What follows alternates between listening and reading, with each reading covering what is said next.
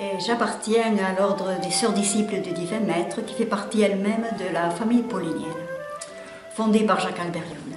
Je viens des Pyrénées, de l'Ariège, et c'est là où j'ai rencontré le Seigneur d'une manière toute particulière, dans une famille plutôt athée, enfin un peu pratiquante mais pas trop.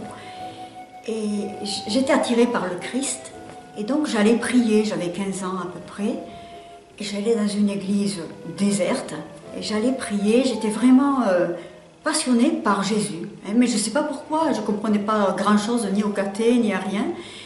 Et un jour, j'ai dit, Seigneur, fais-moi sentir ta présence. Et ce jour-là, j'ai compris que Jésus était présent dans l'Eucharistie. Mais je ne comprenais pas ce que c'était vraiment l'Eucharistie. Et ça a été très fort parce que, au centre de notre vocation, effectivement, on a l'Eucharistie, c'est-à-dire être apôtre de l'Eucharistie. Mais avant de rentrer dans la congrégation, il s'est passé beaucoup de choses.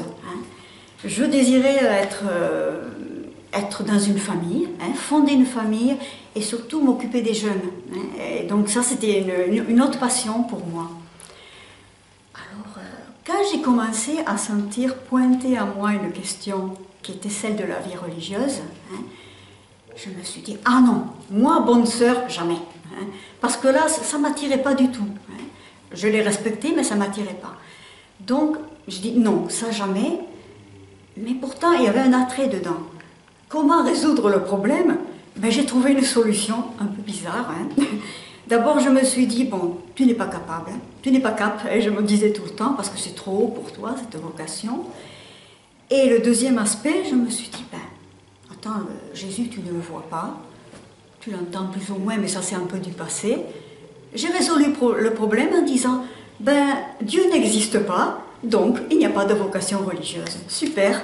Pendant une année, je n'ai plus cru, je me suis dit, je ne crois plus. Donc, je ne pense plus à la vocation religieuse. Ouais, c'est un peu trop facile, parce qu'après une année, alors ça tournait dedans, je résistais.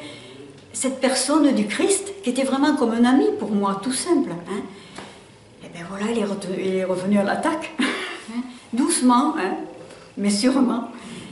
Et de nouveau, alors je suis rentrée à la fac, une fac d'histoire à Toulouse. Et voilà que je me suis dit, non, je ne peux pas. Je suis de nouveau rentrée dans une église.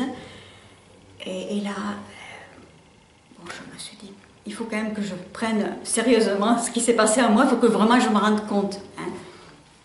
Et voilà que cet attrait pour l'Eucharistie a continué pour moi. J'osais pas en parler chez moi. Chez moi, bon, c'était très bienveillant, on s'aimait beaucoup. Mais malgré ça, un jour, ma mère me dit, mais écoute, tu sors avec quelqu'un? Je dis, alors, j'avais honte de dire que j'allais prier. Et je n'osais pas le dire. Et je dis, oui, bah, j'étais attirée par des garçons, comme tout le monde, mais ça, c'était particulier. Alors, je dis à ma mère, le Christ a dit, si jamais tu rougis devant moi, moi, je rougirai devant toi plus tard. Alors, je me suis dit, bon, je vais lui dire.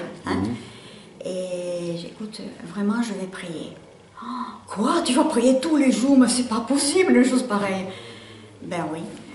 Et puis une fois, j'étais donc à la fac au Mirail, une fac d'histoire, et je suis allée sur la place Saint-Étienne qui se trouve à Toulouse, et là, il y avait une petite boutique. Il y avait écrit au service de la liturgie. Je dis, qu'est-ce que c'est que ce machin là? Je ne comprends rien du tout. Mais il y avait une image, une toute petite image de la Sainte Face qui m'a attirée. Et je suis rentrée pour l'image. Qu'est-ce que je vois à l'intérieur? Une bonne sœur.